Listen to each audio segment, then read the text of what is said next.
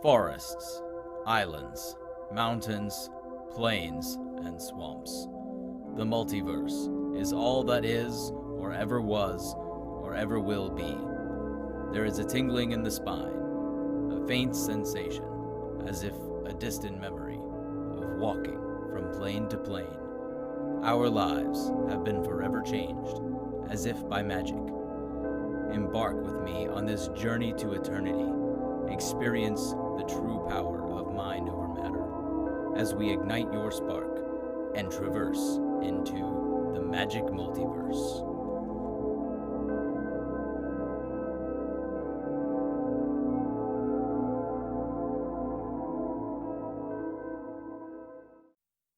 Are you a fan of goth chicks? How about total domination? Then let me introduce you to my love, the goddess of the grave herself, Meren of Clan Nel Toth. She rises from the command zone early to generate incredible value and to begin dragging your opponent's creatures to an early grave. Meren is a 3/4 legendary creature human shaman that costs us 2 black and a green with 2 major triggered abilities. The first states, whenever another creature you control dies, you get an experience counter. This means we are going to need some crafty ways to sacrifice our own creatures without losing too much value. Sacrificing as a cost is always better than sacrificing as an effect, so we will include some outlets to generate value from our sacrifices. Her second ability reads, at the beginning of your end step, choose target creature card in your graveyard. If that card's converted mana cost is less than or equal to the number of experience counters you have, return it to the battlefield. Otherwise, put it into your hand. This ability is going to help us take advantage of creatures entering the battlefield from the graveyard. So we packed this deck full of calamitous creatures that shall crush your enemies' wills to live. We will begin with a little something every great commander needs, quite a bit of ramp. Starting off, we will add a Soul Ring, Arcane Signet, and a Talisman of Resilience. The Soul Ring costs us only 1 mana and taps for 2. This will allow us to smash Meren down as early as turn 2. Arcane Signet, which we could even cast using our turn 1 Soul Ring, is going to tap for any of our commander's colors. We're also going to run a Talisman of Resilience, as it is going to produce the same colors as Arcane Signet, but at the low cost of 1 life each time. Plus, we can still use it as a colorless source without using life, and it can tap for mana immediately if necessary, making this much better, in my opinion, than a Golgari Signet. Since this deck is focused around the death and recursion of creatures, let's get some creature-based ramp going to speed us up while keeping our synergy. These are all excellent ways to generate the first of many experience counters. Blood Pet is a true gem in this deck, costing us only a single black mana and self-sacrificing to refund us that black mana. Sakura Tribe Elder is always a game changer, self-sacrificing to fetch us a basic land to the battlefield tapped. Viridian Emissary is going to get us that same basic land on the battlefield tapped, except it is upon a death trigger instead of a self-sacrifice, so we will have to look for alternative ways to sacrifice it. One fun way to sacrifice creatures is through a Priest of the Forgotten Gods, allowing us to sacrifice 2 other creatures to generate 2 black mana and draw a card. But wait, there's more. She also forces any number of our opponents, and even ourselves in a pinch, to sacrifice a creature and lose 2 life. Primal Growth is another great example, allowing us to sacrifice a creature to fetch 2 basic lands into play untapped, which means we can use them right away to cast more ramp spells. Crowsand Restorer is a pet card of mine, but invaluable when our graveyard gets deeper.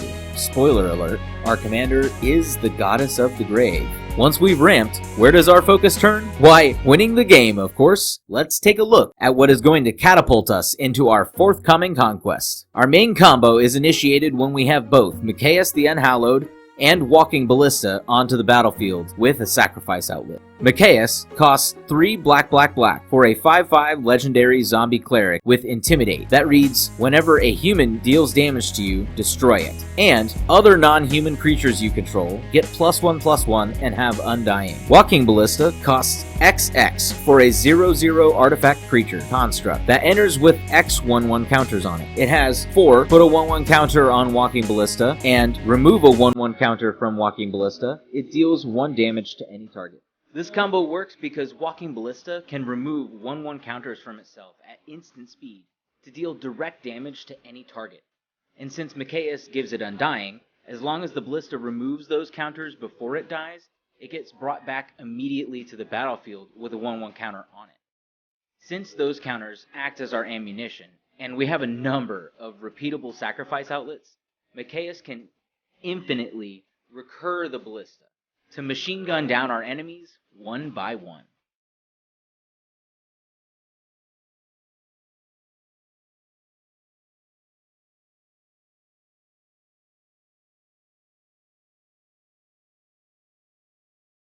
The bread and butter to this combo is that both of these cards can be found with a single Protean Hulk death trigger, bringing our combo to the battlefield for an immediate victory, and with some finagling, can be called upon at instant speed.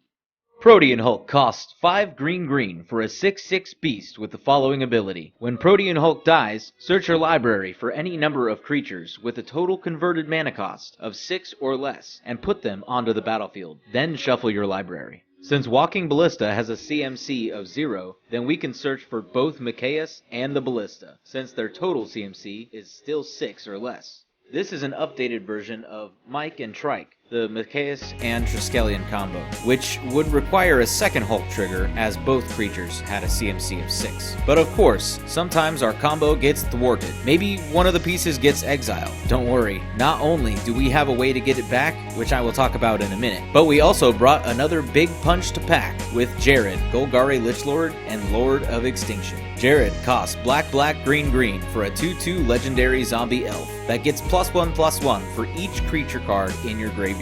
He has 1 black-green and sacrifice another creature. Each opponent loses life equal to the sacrificed creature's power, and sacrifice a swamp and a forest to return Jared from your graveyard to your hand. Not only is he an important combo piece, but he serves as a large blocker and can always be accessed from the grave. There is one creature in particular that we are going to use to maximize the effectiveness of Jared's second ability. Lord of Extinction costs 3 black and a green for a star elemental creature whose power and toughness are equal to the number of cards in all graveyards. This lord is willing to sacrifice everything to Jared, causing our opponents detrimental amounts of life loss. And last I checked, it was much easier to fill all graveyards with a total of 40 or more cards than to drain our opponents for a total of 120 life. Now for a bit of redundancy. Every good deck that uses an engine piece in the command zone needs a good amount of redundancy to make it even more impactful. First off, we have Animate Dead that allows you to bring a creature back from the graveyard to the battlefield for just 1 and a black. Victimize lets us trade a creature we have in play for 2 in the grave. Excellent for our 2 combos. Journey to Nowhere brings a creature back once for 1 black and a green, and additional times for 3 black and a green and tapping it after it flips to Atzel, Cave of Eternity.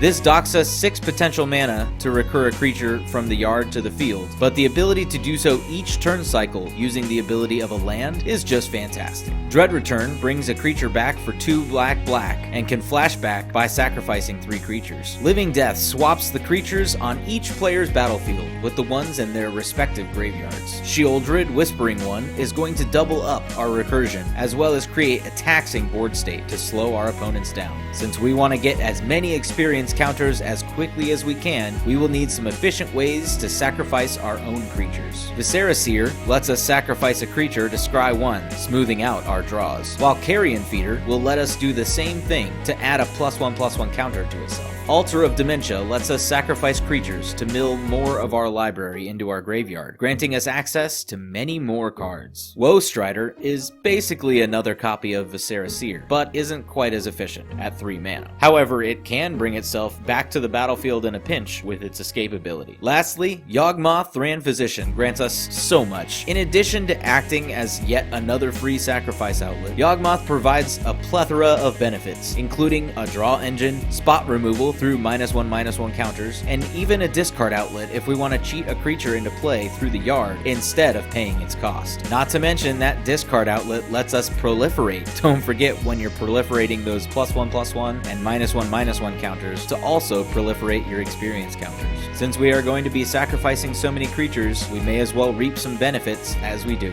Skull Clamp is going to draw us 2 cards when the equipped creature dies, and the change in power and toughness it grants might just give us that death all by itself. itself by equipping for just 1 mana. Grim Haruspex is going to draw us a card when our non-token creatures die. Erebos, Bleakhearted, is going to give us the option to trade 2 life for a card draw each time another one of our creatures dies, including our tokens. Moldervine Reclamation is going to serve the same purpose as Erebos, but instead of costing us 2 life each time, it'll gain us a life. Pawn of Ulamog is going to give us 0/1 Eldrazi spawn tokens that self-sacrifice for colorless mana. And Sifter of Skulls is going to give us similar 1/1 Eldrazi Scion tokens that do the same thing. Since she is the goddess of the grave, Meren is going to want to fill more than just her grave. She will easily drag our opponent's creatures 6 feet under with these succulent spells. Savra, Queen of the Golgari, lets us pay 2 life to force our opponents to each sacrifice a creature anytime we sacrifice a black creature, and will gain us 2 life anytime we sacrifice a green creature. Grave Pact and Dictate of Erebos are both going to force a sacrifice when any one of our creatures dies. Better yet, being that they are enchantments, they are far more difficult to deal with than a creature. Butcher of Malakir is basically Grave Pact on a stick. Whenever it or another creature we control dies, it's going to cause each of our opponents to sacrifice a creature. This provides extra amount of redundancy that stacks, as well as allowing us to abuse its body, making it easier to keep on the battlefield. At quite a bit of a different pace, Tainted Aether is going to halt production for our opponents, as it forces any player to sacrifice a creature or land anytime a creature enters their battlefield. This is going to cause drastic change in the pace of the game and the way that we pilot our deck. I'll dive deeper into this phenomenon in our piloting video.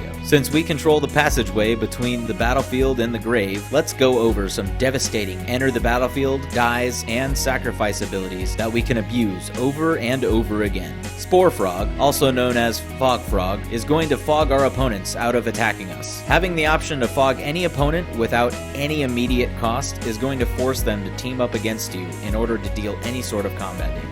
Caustic Caterpillar, Reclamation Sage, and Acidic Slime all have a similar effect of destroying our opponent's artifacts and enchantments, while Acidic Slime also gives us the added benefit of dealing with those pesky lands like Gaia's Cradle, Cabal Coffers, or even the newer Field of the Dead. Rift Sweeper is going to be that card I spoke about earlier that is going to help us get back any essential combo pieces that might have been sent to exile, even if we have to dig through our entire library to find them once again. Wood Elves is going to fetch us any forest in our library and put it into play, ready for use. Eternal Witness is going to get us any card back from the graveyard to our hand, while Alkalite of Affliction retrieves our permanent cards, with the added benefit of helping us fill our graveyard in the process. Merciless Executioner, Fleshbag Marauder, Plague Crafter, and Slum Reaper all force our opponents to sacrifice a creature while providing us a body to sacrifice to their own effects. Plague Crafter will even force the sacrifice of planeswalkers or even cards in their hand. What a bargain! Ravenous Chupacabra allows us to be a bit more selective in our removal by destroying a target creature, while Duplicant will let us send its target into exile. Mind Slicer will indiscriminately annihilate each player's hand, but that's okay for us with such exquisite graveyard access. Gonti, Lord of Luxury, lets us live a lavish life, not only by preventing opponents from using their best spells, but by letting us use the very resources that we denied to them. Everybody needs a sad robot, especially when it grants us value coming and going. Solemn Simulacrum fetches us a basic land into play tapped when it enters the battlefield, and also draws us a card when it dies. Wow, that's a lot of value we'll be getting. The only remaining question is, how do we get this engine started? It's time for the Mega Movers. Stitcher's Supplier is going to put 3 cards from our library into the yard when it enters the battlefield or when it dies, letting us see a total of 6 other cards for just 1 mana. Putrid Imp is going to give us a free discard outlet in order to bin our large creatures for later reanimation. Sylvan Library needs no introduction. It lets us draw up to 3 cards on each of our turns at a cost of only a few life points. Even when we don't decide to pay life, Sylvan Library provides an amazing amount of card selection. If your name isn't Jimmy Wong, I'd suggest putting a copy of Hermit Druid into your deck, regardless of the amount of basic lands that you intend to run. Buried Alive lets us find any 3 creatures in our library and stuff them right into the graveyard, right for recurring. Birthing Pod will sacrifice our creatures to birth larger ones, 1 CMC larger to be exact, and while Fiend Artisan is going to cost us a bit more mana on input, it is wildly more versatile in terms of what it can find. Jared's Orders will tutor up 2 creature cards, one to our graveyard and the other to our hand. Sidisi, Undead Vizier, is a reusable tutor that also grants us a sacrifice. Underrealm Lich is the pinnacle of card selection, letting us see and select from 3 cards on each draw. Oh yeah, and it protects itself. How could this deck get any better? Oh, just wait. Lightning Greaves is going to protect our commander, as well as allow us to attack or activate tap abilities as soon as possible. While Strionic Resonator is going to copy any triggered ability that we control. This includes our focus of the deck, Meren's End Step ability. Now, any deck would be completely useless without its primary resource, lands. In this deck, we'll run a total of 33 lands. High Market is going to give us a sacrifice outlet as part of our mana base. Grim Backwoods lets us pay 2 black and a green and sacrificing a creature to draw a card. Homeward Path allows us to keep control of our creatures in case of bothersome control decks. We are also running a Command Tower, Golgari Rot Farm, Overgrown Tomb, Woodland Cemetery, and a Tainted Wood, all for color fixing, along with 12 forests and 13 swamps. The music in this video and others is provided by Joe Hall in his album, Sleepless Summers. You can find the album on Spotify or look in the description below for a link to purchase online. You can also find Joe live on twitch.tv/walruspie. If you enjoyed this video, feel free to hit that like button and also share it with your friends. If you want to see more videos like these or hear me ramble about how to navigate this magic multiverse, go ahead and click that subscribe button to stay up to date on the latest from me, Doyle Prime, and the happenings throughout Magic the Gathering. Thank y'all for watching, and I'll see you all next video.